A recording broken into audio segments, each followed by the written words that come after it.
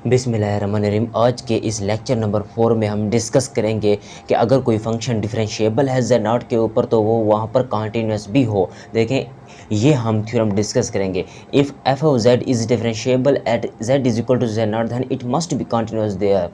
और ये थ्योरम करेंगे और इसका प्रूव करेंगे, फिर इसका कन्वर्स करेंगे। अब देखें, इससे पहले वाली वीडियो में, इससे पहले वाले लेक्चर नंबर 3 में, लेक्चर नंबर 2 में, लेक्चर नंबर 1 में हमने डिस्कस किया था कि डिफरेंशिएबल फंक्शन क्या होता है और उसकी लिमिट कैसे एग्जिस्ट करती है, डेरिवेटिव का फार्मूला क्या होता है, in term of epsilon and delta की सूरत में डिफरेंशिएबल फंक्शन की क्या डेफिनेशन होती है।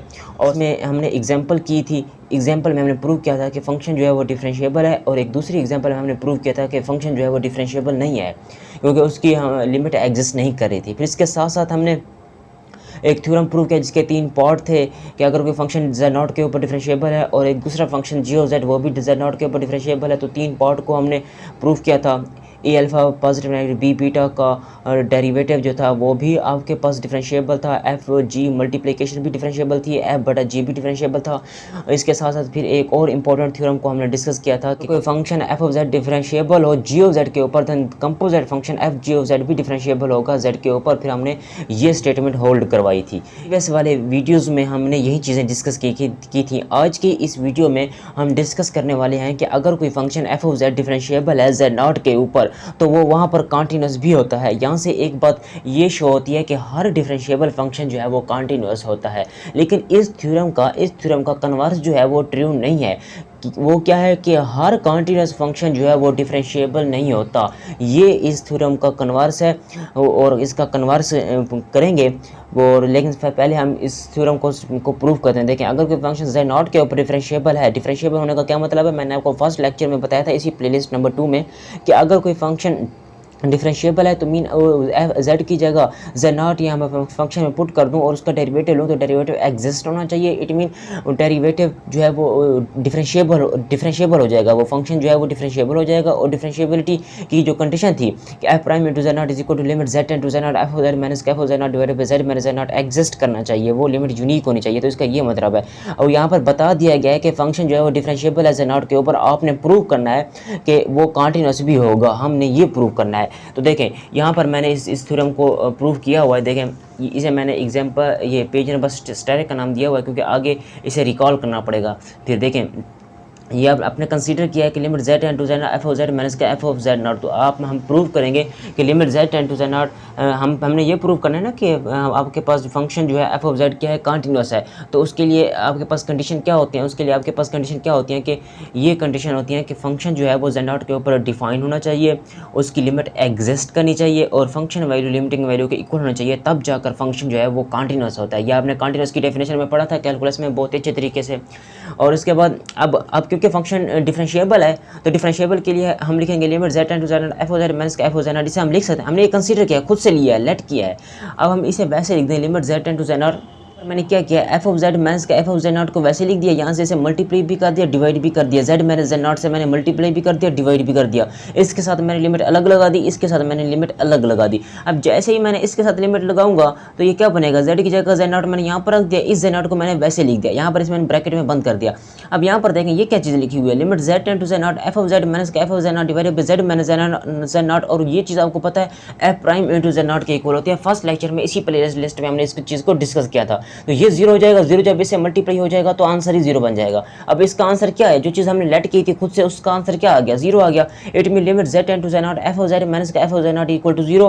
Limit z tend to z not F of z, इस चीज़ को जब इस तरह लिखेंगे तो क्या बनेगा, एफ ऑफ z नॉट बनेगा। और ये चीज़ क्या शो करती है, ये चीज़ ये शो करती है कि फंक्शन जो है वो कॉन्टीन्यूस है z नॉट के ऊपर। कॉन्टीन्यूस की डेफिनेशन क्या थी, कैलकुलस में हमने पढ़ा था कि अगर जो फंक्शन है, फंक्शन जो है वो फंक्शन हमारा कौन सा, ये देखें ये वाला, ये मैं आपको दिखाता हूँ यहाँ पर, ये देखें ये था ना एफ ऑफ जेड हमारे पास फंक्शन था, उस जेड नॉट के ऊपर डिफरेंशिएबल था, ऐसे में बता दिया गया था। और हमने ये प्रूव कर दिया कि फंक्शन जो है कॉन्टीन्यूस है। जेड की जगह मैं जैसे जेड नॉट रखूँ तो वो डिफाइन होना चाहिए। जेड की जगह, यहाँ पर जेड की जगह मैं जैसे ही जेड नॉट रखूँ, पहला स्टेप क्या है, कॉन्टीन्यूस की डेफिनेशन का पहला स्टेप कि जेड की जगह अगर मैं कोई पॉइंट जिसके ऊपर कॉन्टीन्यूटी चेक कर रहे हैं वो पॉइंट में रख दूँ तो उस पर फंक्शन डिफाइन होना चाहिए। तो यहाँ पर इसका कोई ना कोई आंसर आ जाएगा इसके ऊपर, यानी कि एफ ऑफ जेड था ना, जेड की जगह मैंने क्या रख दिया, जेड नॉट रख दिया, तो ये डिफाइन होना चाहिए। ये डिफाइन हो गया, पहला स्टेप खत्म खत्म। उसके बाद limiting value, limit z tend to z naught f of z जो है वो एग्जिस्ट होना चाहिए, उसके ऊपर मैं z की जगह से नॉट रखूँ तो ये एग्जिस्ट होना चाहिए। तीसरा स्टेप ये है कि फंक्शनल वैल्यू लिमिटिंग वैल्यू के इक्वल आ जाए, और ये देखें इक्वल आ गया, इट मीन फंक्शन जो है वो कंटिन्यूअस हो जाएगा z नॉट के ऊपर। अब हमें ये एक थ्योरम प्रूफ हो जाता है। दूसरा थ्योरम हम इसका कन्वर्स करेंगे। हमने कहा कि फंक्शन जो है z नॉट के ऊपर डिफरेंशिएबल है, तो हमने ये प्रूव कर दिया कि वो वहाँ पर कंटिन्यूअस भी है। तो ये स्टेटमेंट होल्ड करेगी कि वो फंक्शन, हर डिफरेंशिएबल फंक्शन जो है वो कंटिन्यूअस होता है, इसका आपको पता होना चाहिए। अब हम कन्वर्स करते हैं, इस थ्योरम का कन्वर्स करते हैं, और ये एक रिमार्क है, रिमार्क में कन्वर्स के बारे में बता रहा है कि converse of above theorem, above theorem in के ऊपर वाला थ्योरम जो हमने किया है, कि जिसमें हमने कहा था कि फंक्शन अगर डिफरेंशिएबल है z नॉट के ऊपर तो वहाँ पर कंटिन्यूअस भी है, और वो कह रहा है कि वो उसका कन्वर्स क्या होगा कि अगर कोई फंक्शन कंटिन्यूअस है तो वो वहाँ पर डिफरेंशिएबल होना चाहिए। ये इसका क्या है, कन्वर्स है। और वो बता रहा है कि कन्वर्स जो है वो ट्रू नहीं है, कि हर कंटिन्यूअस फंक्शन जो है वो डिफरेंशिएबल नहीं होता, कि ये ट्रू नहीं है। देन डेट इज, वो आगे डेट इज का मतलब है आगे उसी बात को, फिर बहुत आगे उसी बात को कुछ और अल्फाज में बताने की कोशिश कर रहा है। That is the continuity of a function at z naught does not imply, ये कंटिन्यूअस फंक्शन जो है z नॉट के ऊपर ये नहीं होता, does not imply that the function has a derivative at z naught, कि कोई फंक्शन अगर कंटिन्यूअस है किसी पॉइंट के ऊपर तो वो लाजमी नहीं है कि उस पॉइंट के ऊपर वो डिफरेंशिएबल भी हो। ठीक हो गया। तो ये बात बताने की कोशिश की जा रही है, या सिंपल अल्फाज में हर कंटिन्यूअस फंक्शन जो है वो डिफरेंशिएबल नहीं होता। For this we consider the following example. अब इसके लिए हमने एक एग्जांपल ली हुई है। देखें, ये बात आप लिख रहे हैं, बहुत ही इंपॉर्टेंट थ्योरम है ये, कि कोई फंक्शन अगर डिफरेंशिएबल है तो वो कंटिन्यूअस भी होगा। लाजमी है कि हर डिफरेंशिएबल फंक्शन कंटिन्यूअस होता है, लेकिन कन्वर्स जो है वो ट्रू नहीं है, कि हर कंटिन्यूअस फंक्शन जो है वो डिफरेंशिएबल नहीं होता। ये कन्वर्स के बारे में बता रहा है यहाँ पर। अब देखें, एक एग्जाम्पल है हमारे पास, consider the function f of z is equal to z mod की power 2, this function is continuous for all z belong to complex number. z अगर कम्प्लेक्स नंबर हो, यहाँ पर कोई भी कम्प्लेक्स नंबर रख दें तो फंक्शन क्या होगा, कंटिन्यूअस होगा। अब फंक्शन कंटिन्यूअस है, अब ये इस थ्योरम का कन्वर्स है, ये भी एक थ्योरम है, या इसे अब एग्जांपल कहें, ये थ्योरम जो है इसका कन्वर्स है। यहाँ पर बताया गया कि फंक्शन कंटिन्यूअस है, तो हमने ये शो करना है कि वो वहाँ पर डिफरेंशिएबल होगा कि नहीं होगा। Then it has derivative only on the origin, ये फंक्शन जो है वो कंटिन्यूअस है, z कोई भी कम्प्लेक्स नंबर उठा लें तो वो वहाँ पर कंटिन्यूअस है, लेकिन इसका डेरिवेटिव सिर्फ और सिर्फ ओरिजिन के ऊपर है, बाकी इसका डेरिवेटिव एग्जिस्ट नहीं करता। इट मीन ये प्रूफ हो जाता है, यहाँ पर इस एग्जाम्पल की स्टेटमेंट से नजर आ रहा है कि हर कंटिन्यूअस फंक्शन जो है वो डिफरेंशिएबल नहीं होता। ये कंटिन्यूअस फंक्शन जो है, ये फंक्शन कंटिन्यूअस है, z belong to complex number के ऊपर कंटिन्यूअस तो है, लेकिन इसका डेरिवेटिव सिर्फ और सिर्फ ओरिजिन के ऊपर है, लेकिन ओरिजिन के बाकी किसी पॉइंट पर इसका डेरिवेटिव एग्जिस्ट नहीं करता। तो हर कंटिन्यूअस फंक्शन जो है वो डिफरेंशिएबल नहीं होगा, ये इस थ्योरम का मतलब है। अब फिर प्रूव करते हैं, तो हम सबसे पहले प्रूव करेंगे कि f of z is equal to z mod का square. First we show that f of z is continuous for all z belong to complex number. हम पहले ये शो करेंगे ये फंक्शन जो है वो कंटिन्यूअस है, फिर हम शो करेंगे कि फंक्शन का डेरिवेटिव एग्जिस्ट करता है या नहीं। अगर फंक्शन का डेरिवेटिव एग्जिस्ट कर गया तो ठीक, अगर फंक्शन का डेरिवेटिव एग्जिस्ट नहीं करता तो फिर हम कहेंगे कि ये रिमार्क ठीक है कि हर कंटिन्यूअस फंक्शन जो है वो डिफरेंशिएबल नहीं होगा। फिर पहले हम शो करते हैं कि फंक्शन कंटिन्यूअस है, z belong to complex number. For this let कर लिया z नॉट क्या है, वो कम्प्लेक्स नंबर में से है। अब फिर हम खुद से एक चीज़ लेट करेंगे। अब आपके पास गिवन है f of z is equal to z mod का square, f of z not किसके इक्वल होगा, z नॉट के मॉड का स्क्वायर इक्वल होगा। फिर हमने एक नेक्स्ट स्टेप हम कंसीडर करते हैं, यहाँ पर देखें हम कंटिन्यूटी की डेफिनेशन को इन टर्म ऑफ एप्सिलॉन और डेल्टा की सूरत में अप्लाई कर रहे हैं। देखें, हम लेट कर लिया f ऑफ z माइनस का f ऑफ z नॉट का mod is equal to f of z आपके पास गिवन है। हम शो कर रहे हैं कि function f of z is equal to z mod का स्क्वायर कंटिन्यूअस है कम्प्लेक्स नंबर के ऊपर। तो f ऑफ z आपके पास z मॉड का square, f of z not किसके इक्वल होगा, z नॉट के मॉड का स्क्वायर इक्वल होगा। अब यहाँ पर वो प्रॉपर्टी लगाएं कि a square minus b square a plus b into a minus b के इक्वल होता है। तो ये क्या होगा, z mod minus z not का mod into z mod plus z not का मॉड के इक्वल होगा। ठीक, अब कम्प्लेक्स नंबर की प्रॉपर्टीज़ में प्लेलिस्ट नंबर 1 में हमने डिस्कस किया था कि लेक्चर नंबर 2 या 3 में आई थिंक कि z मॉड z1 z2 का मॉड हो तो z1 का मॉड अलग लिख सकते हैं, z2 का मॉड अलग लिख सकते हैं। तो इसका मॉड मैंने अलग लिख दिया, इसका मॉड मैंने अलग लिख दिया। अब देखिए ये इस तरह अलग अलग करके लिख दिया मैंने मॉड। ये प्रॉपर्टी मैंने अप्लाई कर दी है। प्रॉपर्टीज़ ऑफ कम्प्लेक्स नंबर में हमने कम्प्लेक्स नंबर की सारी प्रॉपर्टीज़ को डिस्कस किया था हमने स्टेप बाय स्टेप, तो वही प्रॉपर्टीज़ मैंने यहाँ पर लगा दिया। अब इसके अंदर एक और कम्प्लेक्स नंबर की प्रॉपर्टी यूज़ हो रही है कि अगर यहाँ पर देखें z1 माइनस z2 का मॉड हो वो ग्रेटर दैन इक्वल होता है z1 का मॉड माइनस z2 का मॉड फिर होल का मॉड। तो ये क्या चीज़ लिखा हुआ है, होल का मॉड लिखा हुआ है, तो इट मीन ये लेस दैन इक्वल टू होगा, लेस दैन इक्वल टू होगा। यहाँ पर लेस दैन इक्वल टू लगाएं, z माइनस z नॉट का mod into z1 plus z, इस चीज़ को मैंने वैसे लिख दिया। ठीक हो गया। अब ये क्या चीज़ है, z1 माइनस z2 का मॉड, ये चीज़ लिखी हुई है, इस तरह समझे इसको। ये लेस देन इक्वल टू होगी, ये चीज़ लेस देन इक्वल टू होगी इससे। ठीक हो गया। तो मैंने दोबारा वही प्रॉपर्टी लगा दी, कम्प्लेक्स नंबर की प्रॉपर्टीज हमने डिस्कस की थी ना लेक्चर प्लेलिस्ट नंबर 1 में। वो क्या थी, Z1 माइनस Z2 का मॉड वो ग्रेटर देन इक्वल होता है Z1 का मॉड माइनस Z2 का मॉड फिर होल का मॉड। तो ये मैं वही प्रॉपर्टी लगा दी। अब यहाँ पर देखें हमने अब एक और चीज़ लेट कर ली, कंसीडर कर ली कि एप्सिलॉन कोई ग्रेटर देन 0 है, 0 से ज़्यादा है, कोई पॉजिटिव क्वांटिटी है। तो वो ऐसी एक पॉजिटिव क्वांटिटी है कि इसका मॉडुलस भी एप्सिलॉन से कम है और इसका मॉडुलस भी एप्सिलॉन से कम है। मैंने लिख दिया कि f of Z minus F of z का modulus less than epsilon whenever, जब भी इसका जो मॉडुलस होगा जेड माइनस जेड नॉट का modulus of Z1 plus Z2 का मॉड फिर इसका मॉड अलग, ये चीज़ लेस देन होगी एप्सिलॉन से। जब भी हमारे पास इसका मॉडुलस लेस देन होगा एप्सिलॉन से, इक्वल की वजह से, लेस देन इक्वल टू होने की वजह से ये भी लेस देन होगा एप्सिलॉन से व्हेनेवर। हम कर क्या रहे हैं, हम यहाँ पर कंटिन्यूटी की डेफिनेशन लगा रहे हैं, फिर कंटिन्यूटी की डेफिनेशन से आगे प्रूफ हो जाता है कि फंक्शन जो है Z0 के ऊपर अब ये चीज़ लेस देन एप्सिलॉन से व्हेनेवर, इसे मैंने लिख दिया Z minus Z0 less than. अब हमें क्या चाहिए था, Z माइनस Z0, तो Z माइनस Z0 को वैसे लिखा रहने दें और लेस देन एप्सिलॉन, इसको यहाँ पर आके डिवाइड कर दें और इस होल को यानी कि एप्सिलॉन अपॉन Z का मॉड प्लस Z0 का मॉड, फिर इस होल का मॉड अगर हम ले तो वो लेस देन होना चाहिए। अच्छा, इस चीज़ को मैंने नाम देना चूज़ कर लिया कि delta is equal to epsilon over Z का मॉड प्लस Z0 के मॉड। यहाँ पर होल मॉड है, यहाँ पर क्या है, होल मॉड है। ये होल मॉड जो है फिर किसके इक्वल है, डेल्टा के इक्वल है। अब जैसे ये डेल्टा के इक्वल है, डेल्टा की वैल्यू यहाँ पर आप रखेंगे तो ये क्या बनेगा, देखें F of Z minus F of Z हमने खुद से चूज़ किया, इसका जो भी आंसर आएगा हमने लेट कर लिया कि वो डेल्टा के इक्वल है। डेल्टा का आंसर यहाँ पर पुट करें, f of Z minus F of z का mod f of Z not का mod less than epsilon whenever z minus Z not का मॉड लेस देन, ये किसके इक्वल है, डेल्टा के इक्वल है। तो ये क्या हो गया, डेल्टा हो गया। अब देखें ये क्या लिखा हुआ है, ये कंटिन्यूटी की डेफिनेशन लिखी हुई है, कंटिन्यूटी की डेफिनेशन लिखी हुई है। रियल एनालिसिस में भी कंटिन्यूटी की डेफिनेशन इसी तरह होती है, जिंदगी रही तो उसके लेक्चर अपलोड करेंगे। तो ये कंटिन्यूटी की डेफिनेशन है in term of epsilon and delta. Calculus में भी हमने पढ़ा था, ये lecture number 2.3 I think exercise में हमने इस चीज़ को पढ़ा था बहुत अच्छे तरीके से। ये भी कंटिन्यूटी की डेफिनेशन है, इसको आप रियल एनालिसिस में भी आगे चलकर पढ़ेंगे। तो ये आपके पास कंटिन्यूटी की डेफिनेशन है in term of epsilon and delta. इसका ये मतलब होता है कि limit z tend to z not F of z इक्वल होता है एफ ऑफ z नॉट के। तो यहाँ पर प्रूफ हो जाता है कि फंक्शन जो है वो कंटिन्यूस है। क्यों, क्योंकि फंक्शन वैल्यू एग्जिस्ट कर रही है, लिमिटिंग वैल्यू एग्जिस्ट कर रही है और दोनों इक्वल आ गई, फंक्शन वैल्यू लिमिटिंग वैल्यू की इक्वल आ गई। हेंस हम कहेंगे कि फंक्शन जो है कंटिन्यूस है z नॉट के ऊपर। Hence z naught is arbitrary, z not कोई आर्बिट्रेरी पॉइंट हमने खुद से लिया हुआ था। अब हम इसका ये मतलब है कि z नॉट क्योंकि आर्बिट्रेरी पॉइंट है, इसका मतलब ये हुआ z नॉट कंटिन्यूस होगा at each point of complex number के हर पॉइंट पर फंक्शन जो है वो हमारा कंटिन्यूस होगा। No we consider that F of Z has derivative only at the origin. देखिए फंक्शन जो है वो कंटिन्यूस है, हमने ये प्रूव कर दिया। फंक्शन जो है वो हमारे पास कंटिन्यूस है, हमने ये प्रूव कर दिया। अब हम ये शो करेंगे कि फंक्शन जो है वो डिफरेंशिएबल है या उसका डेरिवेटिव एग्जिस्ट करता है सिर्फ और सिर्फ ओरिजिन के ऊपर, बाकी किसी पॉइंट पर उसका डेरिवेटिव एग्जिस्ट नहीं करता क्योंकि लिमिट यूनिक नहीं आ रही होती, इसी वजह से उसका डेरिवेटिव एग्जिस्ट नहीं करता बाकी किसी पॉइंट के ऊपर। इसी वजह से फंक्शन जो है वो कंटिन्यूस होता है और वो हर कंटिन्यूस फंक्शन जो है ये प्रूफ हो जाता है कि हर कंटिन्यूस फंक्शन जो है वो डिफरेंशिएबल नहीं होता। अब देखेंगे हम कंसीडर कर लिया, अब हमें क्या शो करना है कि फंक्शन डिफरेंशिएबल है सिर्फ ओरिजिन के ऊपर। तो डिफरेंशिएबिलिटी की डेफिनेशन लगाएंगे। डिफरेंशिएबिलिटी की डेफिनेशन क्या थी, मैंने आपको बताया था फर्स्ट लेक्चर में, F prime into Z naught is equal to limit Z into Z not F of Z minus F of Z not divided by Z minus Z naught होता था ना। उसमें मैंने लिमिट को हटाकर पहले मैंने ये वाला पार्ट लिया, F of Z minus F of Z not divided by Z minus Z not. F of Z आपको पता है जेड मॉड का square minus F of Z not आपको पता है जेड नॉट के मॉड का square divided by Z minus Z not के इक्वल होता है।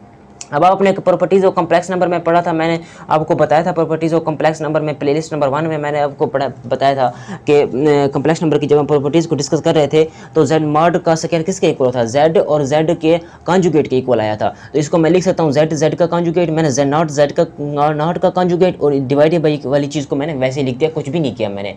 अब मैंने क्या किया, इसके एलसीएम को अब देखें मैंने क्या किया, यहाँ पर मैंने सब्ट्रैक्ट कर दिया। मैंने Z conjugate Z not plus Z conjugate Z naught को मैंने ऐड भी कर दिया, सब्ट्रैक्ट भी कर दिया, इसको मैंने वैसे लिख दिया। अब यहाँ से क्या चीज़ कॉमन है, देखें ये कॉमन है और ये चीज़ कॉमन है, तो मैंने निकाल दिया जेड कॉन्जुगेट बाहर निकाल दिया, जेड मैंने जेड नॉट लिख दिया।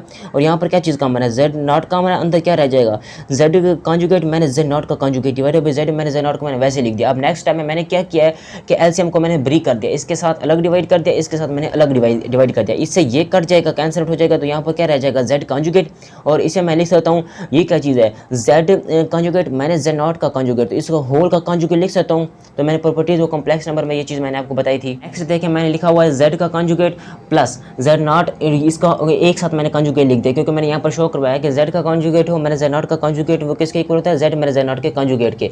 तो अब यहाँ पर देखें आपके पास मैंने आपको बोला था पोलर फॉर्म कॉम्प्लेक्स नंबर मैंने आपको बताया था पहली प्लेलिस्ट में कि z इक्वल होता है और एक्सपोनेंट की पावर आयोटा थीटा। हमने इसको कैसे प्रूव किया था, क्योंकि z इक्वल था complex number x plus iota y, x फिर इक्वल था और cos थीटा के, y इक्वल था और sin थीटा के, r को कॉमन निकाल के अंदर रह जाता था आपके पास cos theta plus iota sin theta, और cos theta plus iota sin theta आपको पता है एक्सपोनेंट की आयोटा थीटा के इक्वल होता है, तो और एक्सपोनेंट की पावर आयोटा थीटा z के इक्वल हो गया। और z नॉट है यहाँ पर क्या शो कर z नॉट को आप इस तरह समझे कि ओरिजिन का पॉइंट है, ये आर्बिट्ररी पॉइंट है, ये आपके पास ये सेंटर को रिप्रेजेंट करता है, इस तरह लिखें आप। अब z मेरे z नॉट किसके इक्वल हो जाता है और एक्सपोनेंट की आयोटा थीटा के इक्वल होता है। इस चीज़ को हमने प्लेलिस्ट नंबर 1 में डिस्कस किया था polar form of complex number में। ये चीज़ उठाकर आपने यहाँ पर पुट कर देनी है। अब देखें z मेरा z नॉट की ये वैल्यू किसके इक्वल है, और एक्सपोनेंट की आयोटा थीटा मैंने वैसे लिख दिया। अब जैसे मैं इसका कॉन्जुगेट लूँगा तो क्या आएगा मुझे, क्योंकि वैल्यू चाहिए कॉन्जुगेट की। जैसे मैंने इसका कॉन्जुगेट लिया कि जो आयोटा होता है ना उसके साथ साइन चेंज हो जाता है, तो आयोटा के साथ साइन आएगा पॉजिटिव था तो पहले से तो फिर नेगेटिव आ जाएगा, तो ये ऊपर मैंने लिख दिया r एक्सपोनेंट की नेगेटिव आयोटा थीटा। अब जैसे ही ये r एक्सपोनेंट की आयोटा थीटा ऊपर जाएगा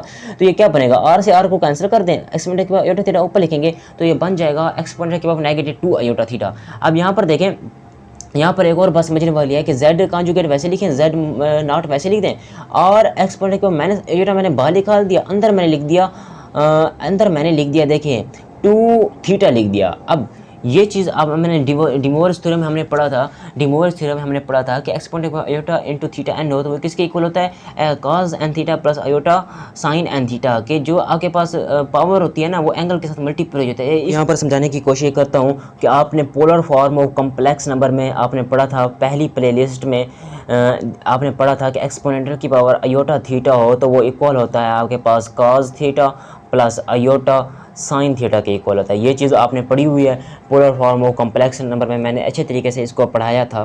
तो उसके बाद अगर आप देखें यहाँ पर ये किसके इक्वल है, cos theta plus iota sine theta के इक्वल है ना। तरह अगर हमारे पास कुछ इस तरह से हो कि एक्सपोनेंटल की पावर आयोटा थीटा और साथ में क्या हो n हो और साथ में उसकी पावर क्या हो n हो, तो ये क्या बनेगा cos थीटा प्लस आयोटा, इसकी जो वैल्यू थी अंदर वाले की उसे आप वैसे लिखें, आयोटा साइन थीटा की पावर क्या बनेगी n बनेगी। और डिमोवर्स थ्योरम क्या कहता है, डिमोवर्स थ्योरम ये कहता है कि पावर जो है वो एंगल के साथ मल्टीप्लाई हो जाती है। अगर एक्सपोनेंट आयोटा थीटा है तो देखें cos क्या बनेगा n theta plus iota sign n theta यूँ बनेगा इस तरह से।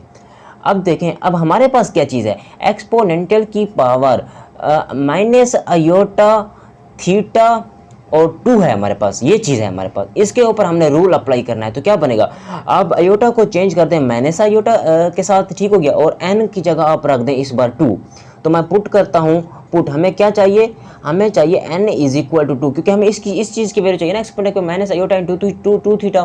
तो हमें n की जगह रख रहे हैं 2 और आयोटा की जगह रख रहे हैं माइनस आयोटा, n की जगह 2 रखें और आयोटा की जगह रख दें अब माइनस आयोटा। तो ये क्या बनेगा, एक्सपोनेंटल की पावर माइनस आयोटा थीटा को वैसे लिखा रहने दें, n की जगह हमने रख दिया 2। तो ये क्या बनेगा, अंदर ये फार्मूला लगाएं, अंदर आपके पास बनेगा cos थीटा। अब cos के साथ एंगल, जो cos के साथ एंगल पॉजिटिव में और नेगेटिव में कोई फर्क नहीं पड़ता, मैंने लिख दिया cos थीटा, और ये माइनस है, इस बार क्या है माइनस है तो माइनस आयोटा साइन थीटा। वैसे साइन के साथ एंगल जो है ना इसके साथ माइनस लगता है, तो मैंने माइनस बाहर निकाल दिया। तो क्या बनेगा, उसकी पावर आपके पास क्या है 2 है। तो डिमोवर्स थ्योरम क्या कहता है, डिमोवर्स थ्योरम ये बोलता है कि जो पावर है ना वो एंगल के साथ मल्टीप्लाई हो जाती है। तो cos 2 theta minus iota sine 2 theta, तो ये चीज़ बनती है आपके पास। तो मैंने वही चीज़ लिखी हुई है यहाँ पर, ठीक हो गया। तो इसी तरह इसको स्टेप बाय स्टेप प्रूफ मैंने किया हुआ है। अब मज़ीद इसको आगे सिंप्लीफाई करते हैं, z का conjugate plus z not into cos 2 theta plus minus iota into sine 2 theta बनता है। अब देखें केस के 2 केस बनते हैं। अब हमारे पास हम ये शो कर रहे हैं ना कि फंक्शन सिर्फ और सिर्फ डिफरेंशिएबल है ओरिजिन के ऊपर, बाकी किसी पॉइंट के ऊपर डिफरेंशिएबल नहीं है। तो इसके लिए हम स्टेप बाय स्टेप इसको प्रूव करेंगे। देखें ये आपके पास इक्वेशन स्टेरिक थी, ठीक। अब देखें इसके दो केस बनते हैं। पहला केस क्या है कि लेट कर लेंगे z नॉट जो है ये जीरो के इक्वल नहीं है। अब फिर लेट कर लेंगे कि z नॉट जो है वो जीरो के इक्वल है। पहले हम पुट करेंगे कि z नॉट जो है वो ओरिजिन का पॉइंट नहीं है, कोई और पॉइंट है ओरिजिन के अलावा। फिर हम फिर दूसरे केस में हम देखेंगे कि z नॉट जो है वो ओरिजिन का पॉइंट है जिसमें x y 0। अब देखें लेट कर लिया कि z tend to z not along theta is equal to 0। Theta is equal to 0 के कोरिस्पॉन्डिंग हम लिमिट की वैल्यू चेक कर रहे हैं, थीटा इज इक्वल टू 0 के जिसमें कोई भी एंगल नहीं है, 0 है। अब देखें अब इस तरफ क्या आ रहा था, लेफ्ट में क्या चीज़ आ रही थी, लेफ्ट में ये चीज़ आ रही थी, ये देखें F of Z minus F of Z not divided by Z minus Z naught. तो इसके साथ मैंने लिमिट अलग लगा दी और इसके साथ मैंने लिमिट अलग लगा दी, लेफ्ट पर लिमिट अलग लगा दी, राइट पर लिमिट अलग लगा दी। तो ये क्या बनेगा, limit z tend to z not, इसका लिमिट अलग और यहाँ पर भी मैंने लिमिट लगा दी z tend to z not. और ये जो चीज़ है देखें जेड का कॉन्जुगेट वैसे प्लस जेड नॉट वैसे, और देखें थीटा की जगह मैंने क्या पुट करना है 0। तो cos 0 sin 0 तो 0 होता है, cos 0 क्या होगा 1 के इक्वल आ जाएगा, इट मीन इसकी ये वैल्यू निकल आएगी। z की जगह रख देंगे z नॉट का कॉन्जुगेट बन जाएगा और z नॉट तो वैसे आ जाएगा, ये इक्वेशन नंबर 1 है। अब इसी तरह एक और बात, अब पहले हमने देखा थीटा इज इक्वल टू 0 के कोरिस्पोंडिंग लिमिट चेक की, अब थीटा इज इक्वल टू π/4 के कोरिस्पोंडिंग लिमिट की वैल्यू चेक कर रहे हैं। तो limit letting z tend to z not along theta is equal to π/4 के corresponding limit z tend to z not, ये लेफ्ट में वैसे लिख दिया, यहाँ पर भी लिमिट लगा दी, इसके साथ भी मैंने लिमिट लगा दी। तो क्या बनेगा z का कॉन्जुगेट वैसे प्लस z नॉट वैसे और cos 2 थीटा। अब थीटा की जगह जैसे आप π/4 रखेंगे तो क्या बनेगा π/4 मल्टीप्लाई बाई 2, तो π/2 cos π/2 0 के इक्वल होता है, तो माइनस आयोटा वैसे आ जाएगा sin π/2, आपको पता है सिंप्लीफाई करेंगे, यहाँ थीटा की जगह π/4 रखें, सिंप्लीफाई करेंगे तो sin π/2 आपके पास 1 के इक्वल आ जाएगा। इसको मजीद सिंप्लीफाई करेंगे तो z की जगह z नॉट रखेंगे तो क्या बनेगा z नॉट का conjugate minus iota z not. अब आप इक्वेशन 1 और 2 में ऐसे आप देख रहे हैं कि इस लिमिट जो है वो यूनिक नहीं है, इसका जो आंसर है ना 0 रखने पर, इसका थीटा को 0 के कोरिस्पोंडिंग लिमिट चेक करने पर आंसर ये आया, थीटा को π/4 के कोरिस्पोंडिंग लिमिट चेक करने पर आंसर ये आया।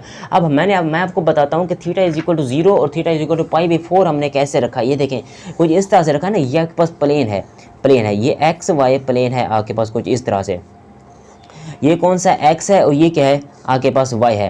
पहले हमने एंगल रखा 0 जिसमें x 0 है, y 0, एंगल 0 रखा, फिर हमने 0 के कोरिस्पोंडिंग चेक किया, हमारे पास आंसर ये आया। फिर हमने यहाँ पर क्या है, एंगल क्या है 0 है, यहाँ पर एंगल क्या है 90 है, यहाँ पर एंगल क्या होता है 180 होता है, यहाँ पर एंगल क्या होता है 270 होता है, यहाँ पर एंगल क्या होता है 360 का एंगल होता है, यहाँ पर ऊपर 0 होता है। अब अगर आप गौर से देखते हैं तो पहले हमने एंगल रखा 0, फिर हमने एंगल को चेंज किया π/4 रखा, तो 45 के इक्वल होता है ना π/4, तो ये यहाँ पर होगा, यहाँ पर एंगल कहाँ पर होगा, यहाँ पर होगा π/4, ये π/4 हमने एंगल रखा यहाँ पर, ये थीटा एंगल π/4 के कोरिस्पोंडिंग हमने इसका एंगल रखा।